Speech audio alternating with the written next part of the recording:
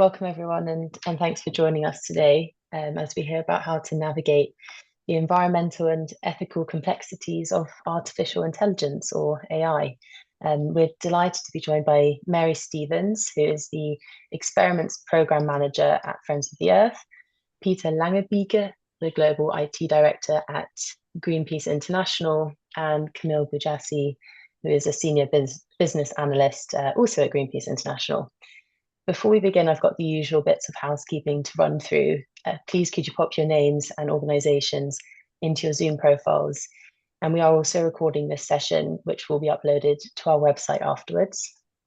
In terms of format, Mary is going to start us off by looking at some of AI's key sustainability risks and opportunities, and will also talk us through actions that we as individuals and organizations need to be taking to make sure AI progresses in the right direction. We'll then hear from Camille and Peter on how organizations can approach implementing AI policies that embed values around the environment, ethics, and transparency, and what challenges you're likely to face when creating a policy. We have set aside the last 25 minutes or so of this webinar to answer some of the questions that we pre-requested from you all, and to allow time as well for any comments and questions that come to mind during this webinar. Just to note as well, that although this is probably quite obvious, there are likely to be quite a range of views about AI in this webinar, from those of you who might have decided not to use AI at all, to those of you who use it daily in your work. And that difference in views and experiences is absolutely fine. It's a big reason why we're all here, and our speakers will do their best to address some of those challenges today. So again, a big thank you to all of our speakers and to our audience for being here. And Mary, I'll pass over to you to start us off. Thank you very much. Okay, I'm just sharing my screen. Hopefully that is now working for everybody. Yeah, we can see it. Great. Okay, so thank you so much for inviting me. And today I've been asked to give a brief overview of some of the big issues in AI, drawing on our recent work at Friends of the Earth. And as Nadia just said, hopefully leave plenty of space for discussion. Everyone in this room is probably familiar with Friends of the Earth, but I don't like to take that for granted. So for those of you who've maybe kind of heard of us but aren't quite sure who we are or what we do, we are the world's largest grassroots environmental campaigning organisation, and we bring together a community of more than 2 million people across 75 countries. That local to global framing, I think, is really important in this case, because it means that we can join up the work of our local groups on the ground in places like Havering in West London, or up in York, where our local group is working with Stop Burning Trees to resist Drax's plan to power a data centre, with the experience of our colleagues in Ireland or in Uruguay or the USA, who are all involved in trying to understand how to engage with AI on a whole load of different levels. And I think it's also important I should introduce myself. So as Nadia said, I co-lead something called our experiments function alongside my colleague Christian Graham, who has been doing quite a lot of work on AI as well, and some of you might have come across in this context. And we're an innovation function, basically. So our mission is we talk about doing now what our communities need next. I should say also, in contrast to my Greenpeace colleagues, I'm from Friends of the Earth, England, Wales and Northern Ireland. And our job is to think about the things that the rest of Friends of the Earth isn't really thinking about yet, so we're not taken by surprise. And in that context, we've actually been working on AI in England, Wales, Northern Ireland since 2018, and thinking about how we align AI with our values as an organisation. And I'm currently leading our external advocacy work in this area, with a view to mainstreaming it into our wider policy and campaigns in the near future. And in this context, I received funding from something called the Green Screen Catalyst Fund, which was backed by the Mozilla Foundation, to produce this report, which you can see now. And there'll be some links that I'll share afterwards, or they're on the last slide, and we'll share the links afterwards as well, to produce this report, which we co-authored with a wonderful organisation called We Are Open, and which we published back in February. And that's kind of basically what I'll be drawing on today. So that's just acknowledging that. again, this is probably stating the obvious to this audience, but I do think it's worth reiterating that this really is a moment of, of both, breathtaking technological advance, where we are with AI now compared to where we were in 2018 when we first started thinking about this. It's almost hard to imagine what's possible now compared to what was possible then. So it's a moment of kind of breathtaking technological advance and also overwhelming environmental urgency. Again, to this audience, I probably don't need to lay out the urgency, but it's very much the front of my mind that in a few days, the UK government must publish its new plan for how it will be bringing emissions under control and achieve its goals under the Climate Change Act.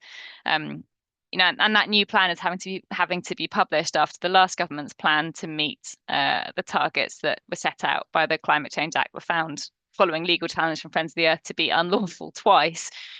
Um, and actually, what we're seeing now with the AI boom, has the potential to undermine all of that. And AI, of course, is also a critical moment. We're in this kind of pivot point where these technologies could all be directed towards the acceleration of kind of online distrust, ecological collapse, fascist surveillance, but there are also scope for kind of liberatory possibilities within them. And how in this pivot point do we achieve that balance? And I've been asked to talk about three things, which I'm going to have to skirt across very quickly, and hopefully we can get into more in conversation. So, what are the risks and opportunities of AI in this bigger picture? What individuals and organizations can do to influence AI in this, in the direction of human and planetary thriving, and how the sector should position ourselves in this debate. And as I said, it's going to be a bit whistle stop, but hopefully there'll be more links to dive into later. So I am going to start with the opportunity because this was a question that has came up for me. So there are lots of AI applications for the climate, and this image is a screenshot from a database compiled by a French government-led coalition, and it's organised into subcategories derived from the Sustainable Development Goals. Again, there's a link here you can dive in. I've just taken a couple of things, but you can see there's lots of potential in here, and under every category. And there are also lots of kind of smaller scale applications. So I'm based in Bristol in the UK. This week is Bristol Tech Festival. On Tuesday this week, I went to a showcase kind of hosted by an organisation I have a lot of time for called Tech for Good Southwest. And it showcased some of their charity partners who are taking part in something called an AI Living Lab. It's really worth looking at what they're doing actually, because they're really thinking quite hard about how charities and campaigning organizations can make good use of AI. And some of the examples showcased there included things like the Centre for Sustainable Energy, who are using AI to develop a chatbot to support their retrofit service, basically. There was also a hospice group in Bristol using AI to automate routine fundraising tasks, things like risk assessments for fundraising events and so on, so that they can actually get on with adding real value and building relationships. So there's lots of really practical, useful applications for charities and campaigning organizations. I think it's worth saying that in our report, we talk quite a lot about the difference between generative and predictive AI. Now, I think there are more technical people than me who might dispute that distinction, but I think it's worth saying that a lot of the really useful climate applications, the kind of things that you're seeing on the screen here, are mostly in the space of what I would describe as kind of predictive AI. So they're very good at kind of pattern spotting. You can see this in the sort of things that are showcased on this slide. The use of generative AI, to kind of, yeah, generate new content and so on. I think personally, I think that the kind of climate benefits, if you like, the climate and environment benefits and applications there are probably more limited, and that the one set of applications, if you like, is used a little bit as a fig leaf for the others. But I can go into that in a bit more detail. But so that's some of the opportunities. It's important to acknowledge they are real. But there are lots and lots of risks and problems. And there is so much to say here. Any one of these topics could be a whole webinar itself. Um, I want to start with a big shout out to Global Action Plan for the graphic on the right. I'm just going to explain a little bit what it means. And I should say again, check out Global Action Plan's work. I think, they've been leading work for a really long time on trying to understand the kind of interface, the nexus between climate and big tech. And I think, for a long time, actually, if I'm totally honest, the kind of green sector hasn't been that interested in that work. And they've done a really good job at kind of keeping that alive. And now they're doing great work on data centers and things. But yeah, we don't actually know how many data centers are in the pipeline in the UK. The BBC has reported around 100. Thanks to Global Action Plan, we do know that according to the developer's own figures, just 10 of the largest data centers in planning or construction will cause annual emissions equivalent to around 2.7 million tons of CO2. And to put that in context, a 2.7 million ton increase in annual emissions from data centers would wipe out the carbon savings expected from the switch to all the carbon savings is expected from the switch to electric cars in 1 year. So that gives you a bit of a sense of context. In Ireland, all the new renewable energy generated between 2017 and 2023 went to data centers. And for example, in Wales in 2023, if you look at the amount of renewable energy added to the grid, it was about 109 megawatts, and that's only about a tenth of where Wales needs to be to meet its decarbonisation targets. And this is only about that new additional energy is only about 2/3 of just one data center in Wales that's in the pipeline for Bridgend is predicted to use. And needless to say, every single data center is saying that it will be powered by renewable energy. And a really key thing is here in most cases is not really additional energy, it's energy that actually has already been earmarked for decarbonising homes and businesses and so on. So I'm highlighting that just to illustrate the extent to which data center growth, and that is mostly powered by AI, not just, but mostly, that's where most of the growth is coming from, could undermine all our decarbonisation targets. You're probably all familiar with the issues around water use. There are big issues around corporate control. Almost all this infrastructure is owned by US big tech. There's no transparency or mandatory reporting, or there isn't in the UK anyway. That is not true everywhere. So it's a different picture it is a different picture in the EU. And it's worth noting that in the UK we're engaged in a kind of race to the bottom, where our government is positioning itself as a sort of haven of deregulation to bring in all that US-based big tech money. And that is a deliberate policy choice that we ought to be aware of. It's very hard for a number of reasons for communities to object to new data centers or even to really know what's happening until it's a bit too late, and that's set to get harder. Again, I can go into that in a bit more detail and why that is. And then obviously we need to think about this technology in a holistic kind of whole life cycle assessment. The supply chains obviously are fundamentally exploitative, and that's something that Friends of the Earth we're very concerned about. We are in other areas of our work campaigning on supply chains, and we're very concerned about human rights and environment abuses in the tech supply chain, and in terms of e-waste. So AI is driving this kind of technology arms race. And the UK is already the second largest producer globally per capita of e-waste. And that's only going to go in one direction with kind of more AI. So the masses of problems, how do we balance all these things?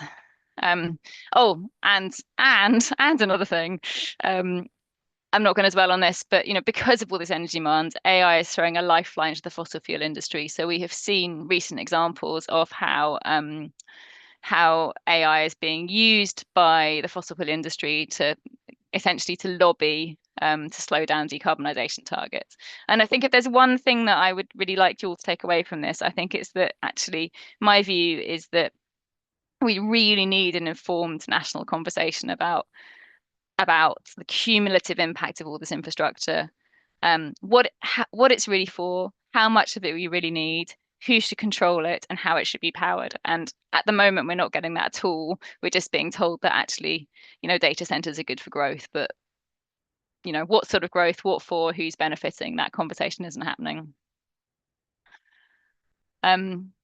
So what can you do? Well, one of the first things I would recommend is looking up this civil society statement. It's called the Within bounds statement, and it was put together by a collective of organizations, mostly European NGOs, um, in advance of an AI summit in Paris that happened in February this year.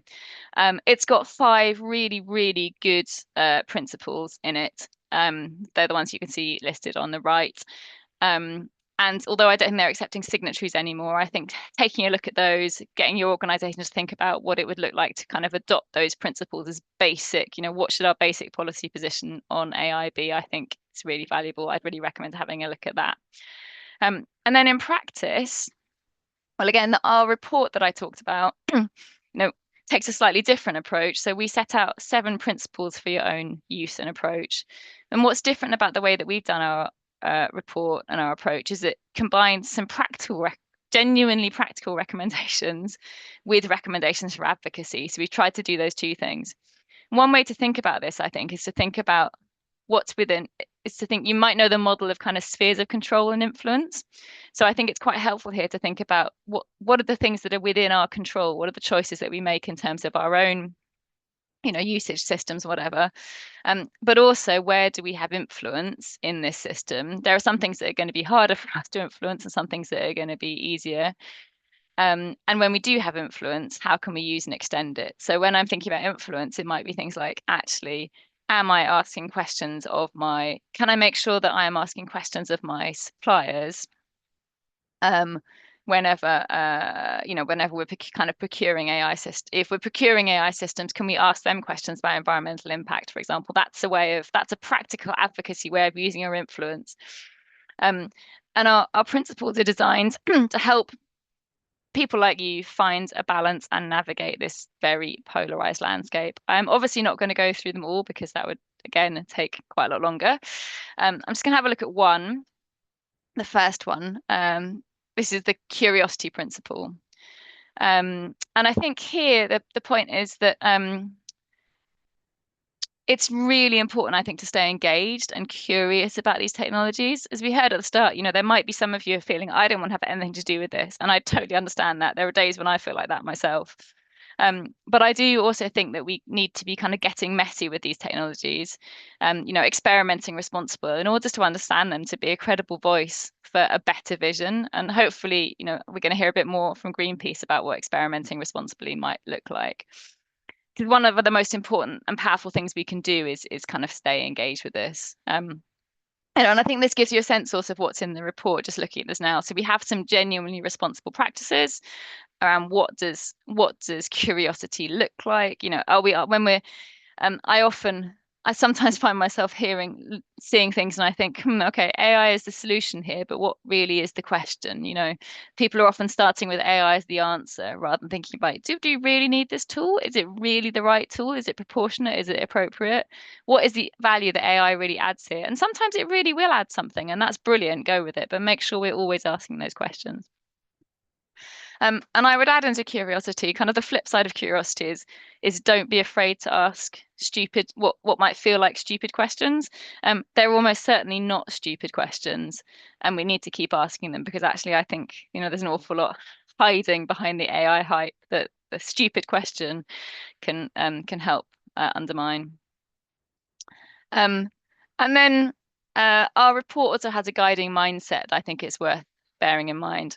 Some people call this digital sufficiency or AI sufficiency. We've been talking about it in terms of just enough, and that's a framing that we owe to the digital rights activist Rachel Caldicott. And again, there's a link to her thinking on this in the end. And the quote that you can see comes from one of our participants in co-creating this report.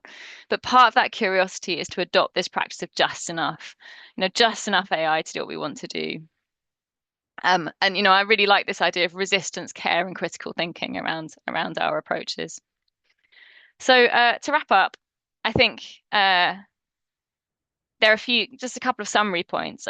We're about to publish our position on data centers, which I think will strongly mirror the Green Screen Coalition statement. And I do get asked a lot, should we even be using these tools? And I get asked questions by sort of small social enterprises and charities, people who are really under-resourced and really could do with the kind of, getting out from under their admin in a way that AI might really help them with. But they're often, tying themselves in knots about whether they should use it. And one of the ways I think about this is a bit like, some of you might be as old as me and remember the questions that were asked about mobile phones back in the early 2000s. How can you be an anti-globalization activist when you've got a mobile phone? And really the point is, well, these are really system change questions. Actually, it's not about our carbon footprint or your individual organizational footprint. Actually, we need to be advocating for a type of infrastructure and a type of system that means that it is working in the most efficient and sustainable way higher up the chain, so that you as a user, yes, you can think about what responsible use looks like. Don't spend all your time generating cat videos or whatever.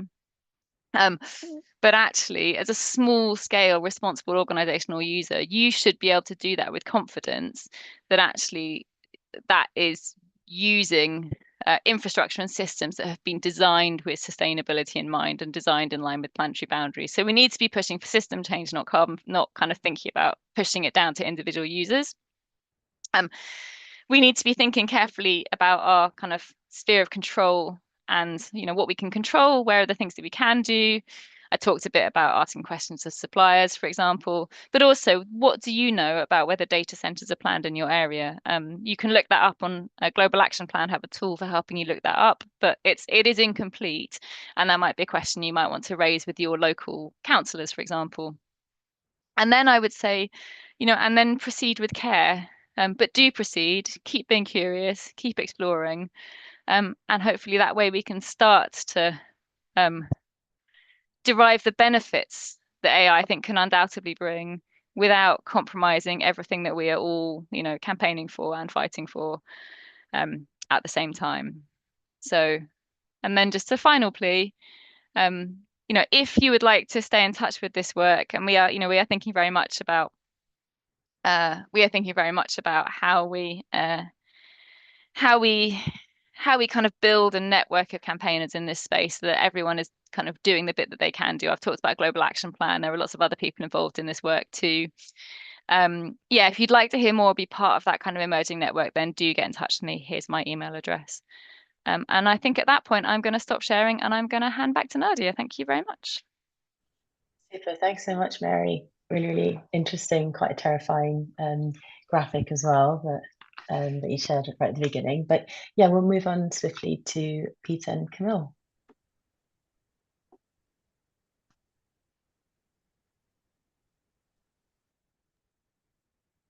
Hi, everyone. Really happy to be able to talk to you today. Peter and I will give you a little bit of the Greenpeace perspective in terms of experimentation. Yeah, Peter, let you. Yeah, thanks, Camille. If you could do the next slide. Yes. Mm-mm. So we're going to talk about, as requested, how we developed our AI guidelines. And on top of that, we're also going to use to speak about how we use AI internally, the pros and cons. If you go to the next slide, I think our overall approach to AI at the moment is that we have first set out to develop these AI guidelines because we wanted an ethical frame how we use AI guidelines internally. This is mostly about internally. And we're now actually at the phase of understanding the value and the costs of using AI, and we're in this big experimental phase of doing that and uncovering what is useful and what is not so useful. Because we recognized everything that Mary said in her presentation, that the cost of AI, of using AI, is huge. And then the final phase is with that understanding to see what we can enable and what we should not enable given the value and the costs, and develop a longer term strategy. Now, there's a couple of things important. Greenpeace is, if you don't know that, a highly distributed organization. We consist of a network of independent organizations. Both Camille and I are from GPI, Greenpeace International, and we're coordinating the local offices. But they do have their independency, and they are able to make their own decisions. That's one thing. The other thing, I think in the context of what we're saying here, this is mostly going to be about generative AI, although we have been involved in other forms of AI, specifically in areas like fundraising already since a long time. And the third one is that, like Friends of the Earth, we're also collaborating on technology in general and impact on climate reports. We have a history of that. One of our reports previously was clicking clean about the cloud, basically, industry and how much what the environmental impact is. We have worked with universities on the environmental impact of AI. There's a link there. And then we're doing all sorts of things locally, usually within these NROs, on that type of work. We also do not have necessarily a central AI hub or anything like that. It's more about collaborating and copy work that is done within the network. But if you go to the next slide, there was a broad recognition that especially with generative AI, before that we did not have any policy or guideline on how to use AI, but with generative AI and it has accelerated in a very, very short time. It became known by the public, which also caused our employees to immediately jump on it because it looked and is in a certain way spectacular what has been done. So that made us aware that we should work on that AI policy. And the reason that's one of the reasons, but of course not a reason in itself. Obviously, we wanted to know, okay, how can we use AI responsibly? If so, how can we do that? We should make people aware of the huge downsides of AI, bias, energy usage, that sort of thing. Back at the time when we developed, like I said, we developed the policy or the guideline first. We saw a lot of people experimenting by themselves without what we call global supported tools.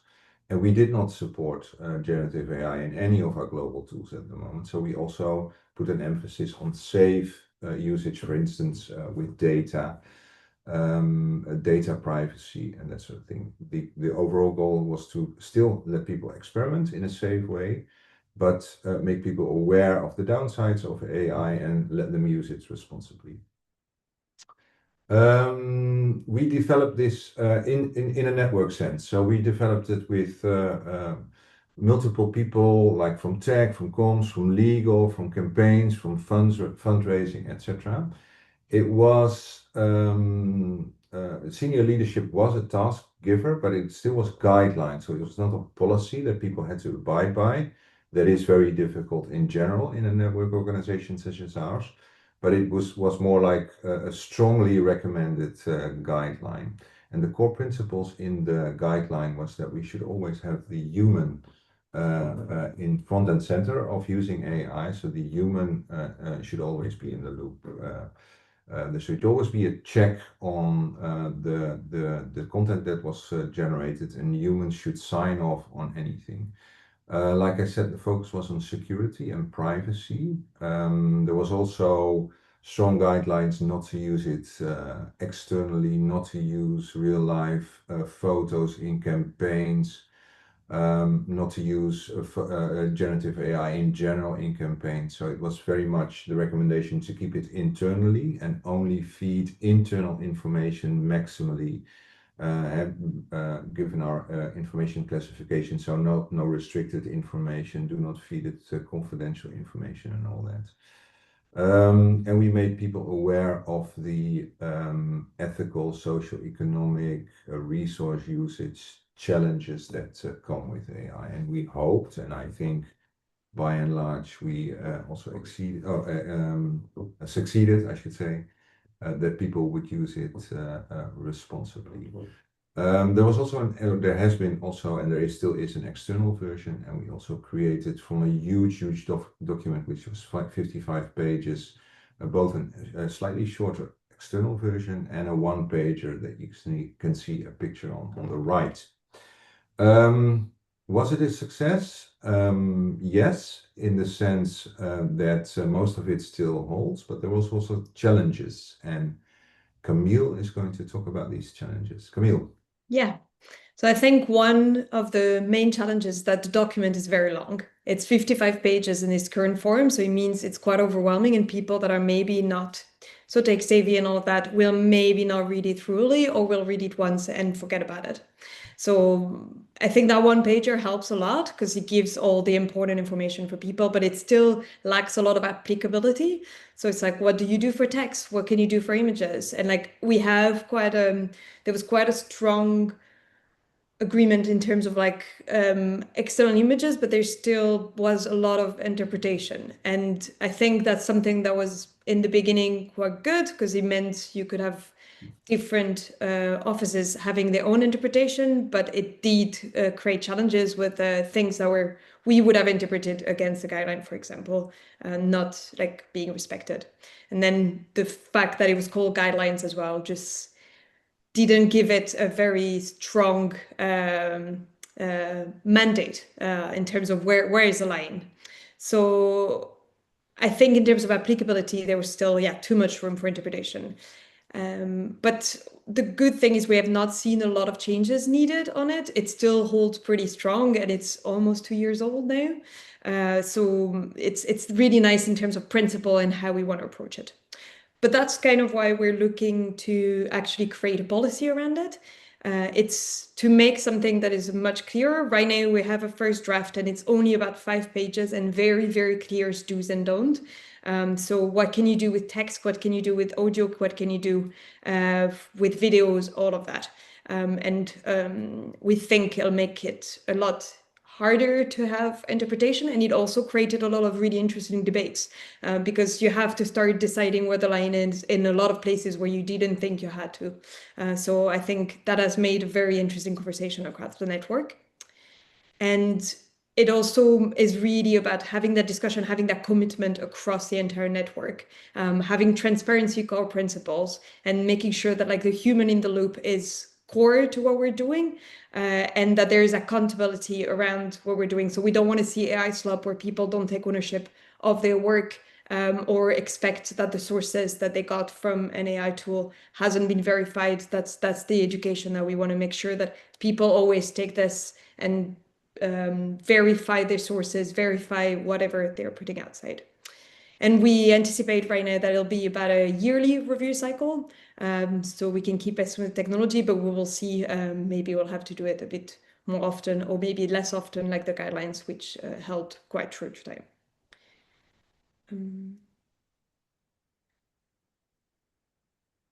I think you I'll should hand go you back back to you, a Peter. bit Oh, yeah. still. Oh, yes. Sorry.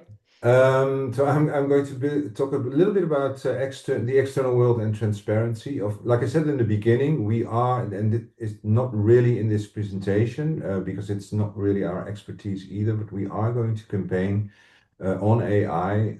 We might campaign on big tech and all that sort of thing. So that happens in the what Greenpeace has the external world to tell, and we'll collaborate. That's all being started in recognition of the resource usage. But there's another external element, and that's transparency, because we can campaign and we can tell the world what they should and should not do, and talk about the dangers. But the fact is, we also internally use AI, And I think we might be using it more in the future, like I said, if it's valuable. So that begs the question, what are we going to do with the transparency? So far, we have one NRO that is going to put out a statement that basically tell the supporters that they are using AI, how they use it, and why they use it. And I think that's really good, to be honest. I think it's very good to be transparent with your supporters, and I don't think you should be too afraid to tell them that you're doing that and how you do it. I think that's really important. And I think the if I would need it to translate that to one sentence, it's quite a long statement. Then it's like if it's really, really valuable and really needed almost, then we consider using it. A little bit in the same fashion as we still fly. We have Zoom and all that to mitigate flying, but we still, if it's really needed and super useful, we still fly. Now, the last point on this slide is we're also creating a longer term AI strategy based on learnings. And I think some of the things we're going to push more for is push vendors. We're already doing it. We're going to put more emphasis on being sovereign, not use AI from the big tech, but hopefully we can procure tools from the EU market. But we're also going to experiment with creating our own large language model platform, I should say, not the large language models itself, but there is definitely a setup possible where we can be more ethically aligned ourselves and not using big tech, but using more open source or openly available models. I'll talk a little bit about that at the end as well. Like I said, campaigning and that sort of thing will be in the strategy. It's still very much in its infancy, but we hope to develop that the next couple of months. Next slide, please. This is for you, Camille. Yes. So we do have a review process for AI tools and models. So we use a checklist that is something that we use with other products, other like tech suppliers that and vendors. So we have like AI specific related question. For example, how do they use the data? How do they store data? How did they train against biases? What is their energy mix? All of that. And as Mary said, also talking to the suppliers about being transparent on their the energy use of the tool that we're using is something that we want more transparency on. We have approved some tools, some haven't been approved. For example, we have not approved the use of DeepSeek at the moment, Perplexity and other tools, and tools that don't have benefits. And we have approved AI functionality in Zoom because we felt like the caption and translation was actually really valuable in such an international environment. Right now, we have approved Gemini as well, Claude, and we don't recommend AI for now in Slack, Asana, Workspace, because we didn't find that there was a benefit to it. And we're investigating applying AI in universal search. We have an information retrieval. We have a lot of documents. We have a lot of places to look for. And these are things that we think could be quite helpful to us. We are on the process of rolling out Gemini.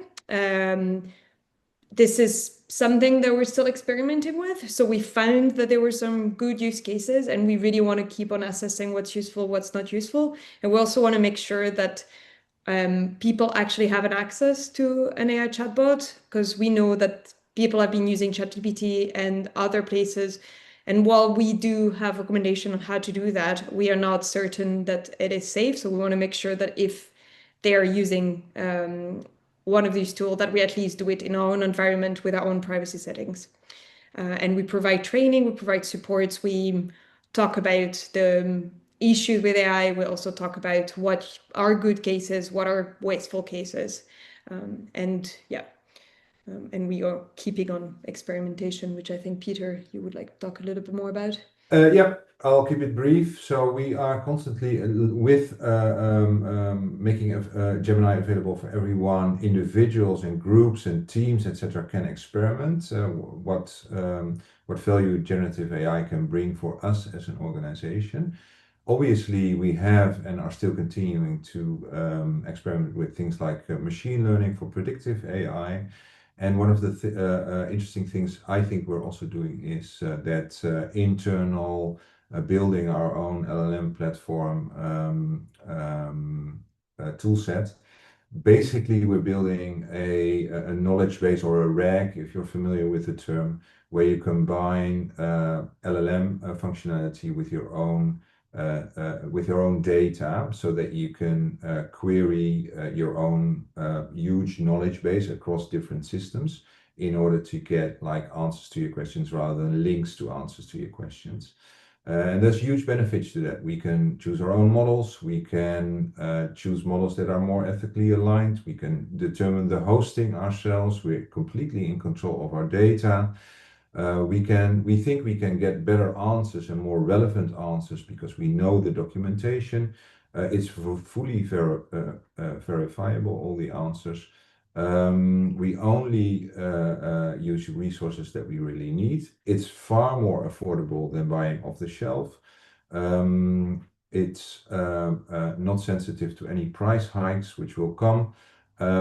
It's customizable and it's fully independent of big tech. So that is a thing that we're trying to build. It's not easy, but from where I'm sitting now, it's doable. And in the future, I think that will be our preferred method of giving tools to our users.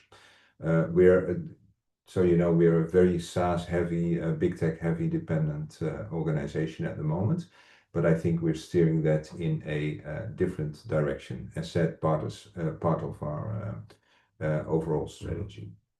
One thing, and I'll shut up.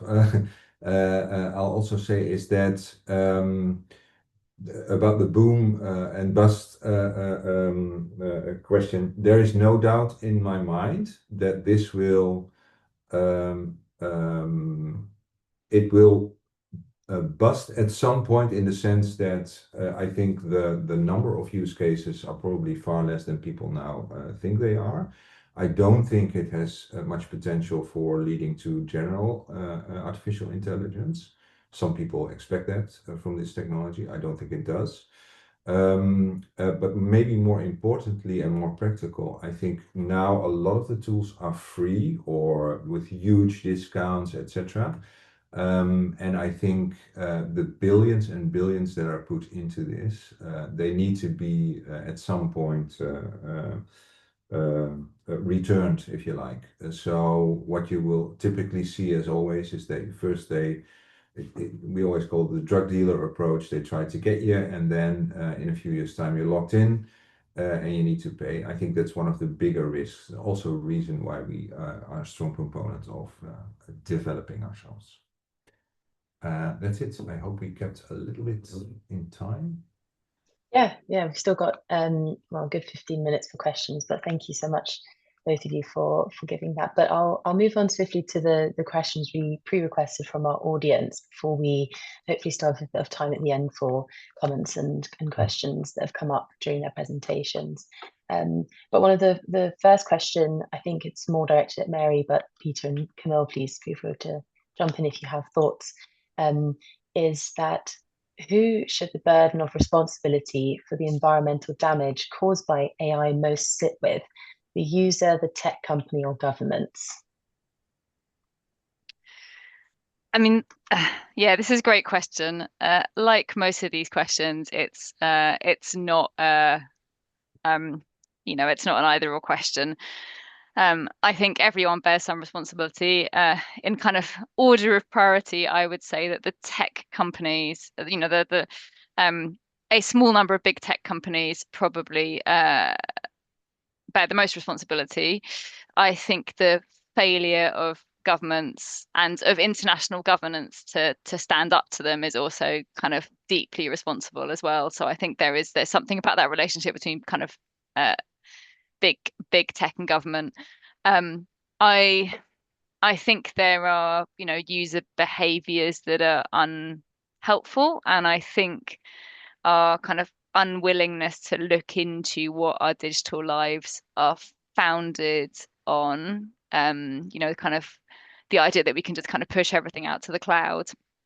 It is a problem, but I think that's really, really minimal compared to actually, a small number of big tech companies using all the might of their billions of pounds and lobbying to do everything they can to push a deregulatory agenda and to ensure that there is as little regulation as possible to get in the way of what their profit making ambitions. And we've seen things. There was an article in the Financial Times last year, for example, that talked about how big tech has been trying to push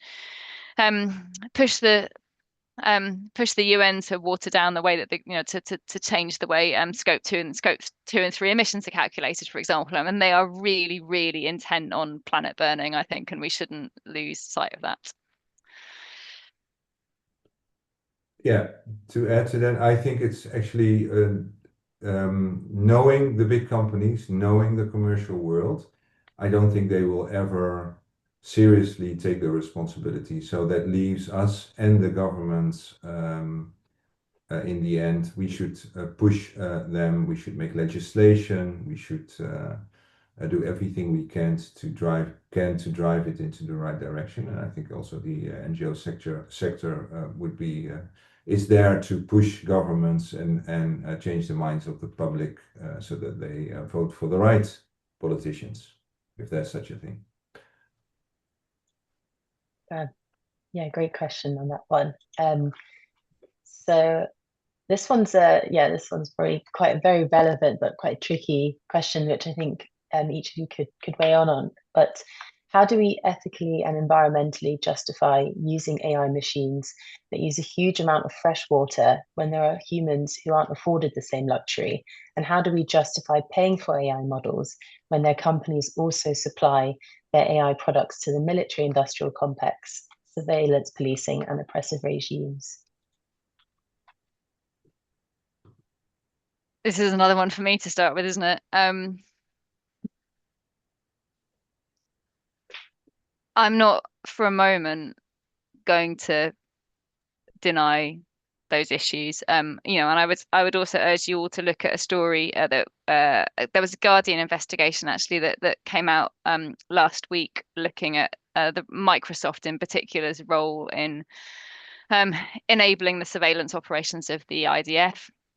And I think it's also really interesting that what transpired is that Microsoft was storing the data of hundreds of thousands, millions of people, in fact, in the Netherlands, in data centers in the Netherlands. So, in the Netherlands, they've been told exactly the same thing as we have. Oh, we need all these data centers for growth. Like what, growth and jobs, like what kind of growth and jobs come from storing the data, illegally harvested data of millions of Palestinians in your data centers? That's what's actually happening in some of these places. But I think there's also a positive story there in a way, in that actually, a combination of investigative journalism and tech worker activism actually have forced Microsoft to backtrack on that and to stop, at least end that bit of its contract with the IDF. So, I'm not in any way kind of denying these issues. Should we be using it at all? Well, I suppose the question I would answer there is, this is messy and entangled, but we're having this conversation on Zoom. I'm using Microsoft Documents in doing it.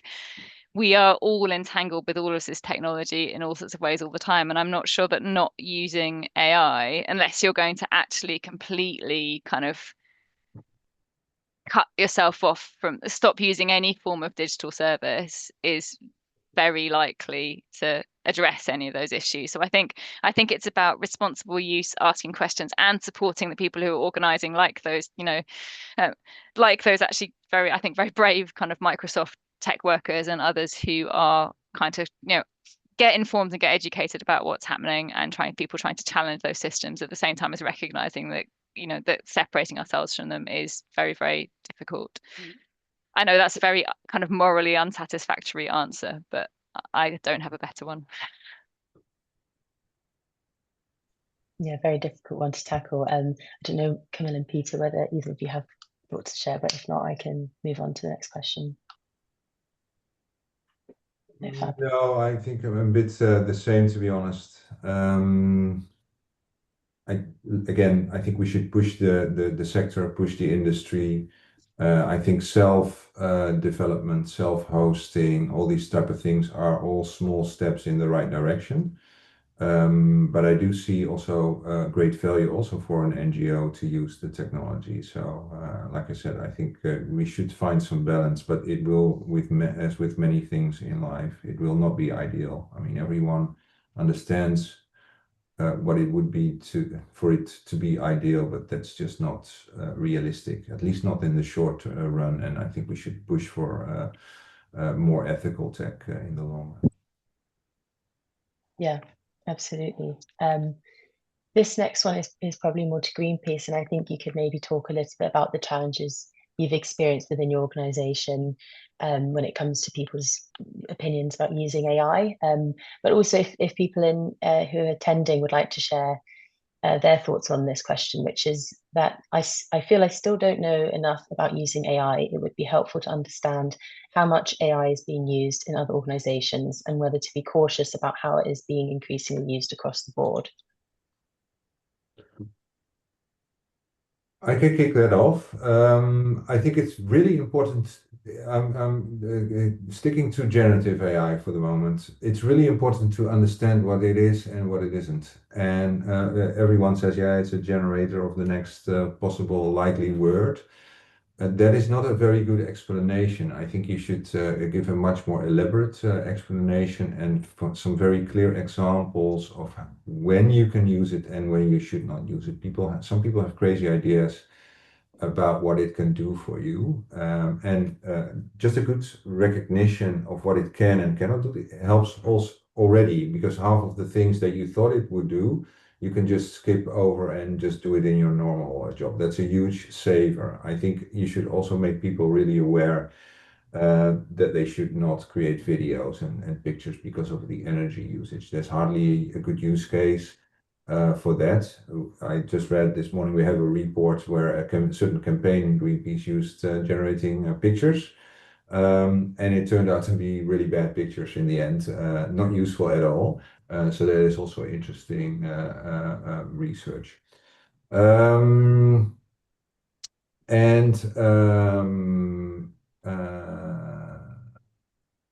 maybe Camille, you have other comments on that? I think you covered it quite well. I think the only thing I would add is we try to also take the time to listen to people concerned. We are not forcing people to use AI. It's a tool. It's available if you need it. We're here to help and like teach people about what we've seen useful, but we're not like forcing it on anyone that is that reticent that they're not keen. And yeah, we have those debates as well. So yesterday, for example, we had a really, really good discussion with our PNC team and others that wanted to join on what is it going to do to our critical thinking? How do we need to adapt our culture? All of that. So I think helping and listening around that has also helped. But yeah, everything that Peter said otherwise. Fantastic, thank you. I'll do one more question before we open it up, perhaps to the audience. We probably have time for a couple. So if you'd like to put any questions in the chat or use the hand raising function, please do. But while you do that, the question is probably again more for Mary, but you did touch on this when you talked about the benefits of predictive AI versus less of the benefits associated with generative AI. But is there any substance to the narrative, largely driven by big tech, that AI will help tackle climate change? What are some examples of where AI can be beneficial, and equally, in what areas is their positive impact exaggerated or non-existent? Yeah, thanks. I mean, I touched on this a little bit in the presentation. I would recommend actually diving into that repository of kind of case studies and resources. I think it's massive greenwash personally. So I'm not saying it's not useful. I think there are lots of research applications. But I think as a percentage of actually what this infrastructure is being used for, and in particular how big tech is supporting it, it's really minimal. I think it's interesting to look at what's happening in, for example, academic or university context when they've got their own, actually much more limited capacity in what they can do with it. So, I live in Bristol. Bristol University just a year ago opened a new data center. At the time, it was the 11th fastest supercomputer in the world. It's being used a lot for its climate modeling, actually. And it's about it's between a 20th and the 30th of the size of most of the new data centers that are being proposed for the UK. So I think there's in most locations. So I think that, it's only 5 megawatts, which is really not, very big, relatively speaking. So I think I think the claims are massively over exaggerated, and there's masses that can be done probably within existing or much more, more sustainably built smaller scale capacity. But I mean, I do, there have clearly been benefits around things like, one that's often cited, and this is not my area of expertise at all, but things like, actually climate modeling and forecasting and that kind of stuff as well. So, weather predictions, that kind of thing. So they're and actually, and the optimization of grids is another example that comes up quite a lot. So ironically, there's potentially quite a lot that AI can do to help with energy efficiency. But I mean, if you want to know what greenwash really looks like, I think have a look at what the I might share a link to this, what the Bezos Earth Fund is investing in. I mean, that strikes me as like the most massive bit of greenwash ever, that that Jeff Bezos is putting claiming millions of dollars into sort of sustainable AI. But actually these kind of green AI initiatives, and I do think most of it is greenwash. It's not that it's not useful, but it's a fraction of what most of the usage is for, and it's being played up as though it's much bigger. Yeah, in addition to that, I think for us, we have a team called the Mapping Hub. They use it quite extensively, for instance, to predict illegal logging, or to predict fires, or to track ships and predict where they're going and whether they should not be there, etc. So that is quite successful, actually, using that technology. But Mary is no doubt right that overall there's a lot of greenwashing involved there as well. Thanks. Yeah, great question again. I can't see any questions in the chat or any hands raised. Oh, JB. Hi, so it's Jonathan from Fuel Poverty Action. So I think we are probably going to be a lot more radical in minimizing AI use, and it sounds like some of the other organizations, we'd be quite keen, I think, to connect with any other organizations that are going to go down a more minimalist kind of approach. I don't know if it's possible to kind of have some way of connecting with other organizations. We're trying to learn how to absolutely minimize all our AI, switch everything off as possible. I wondered if any other organizations were interested in going down that path and kind of collaborating with knowledge on that front.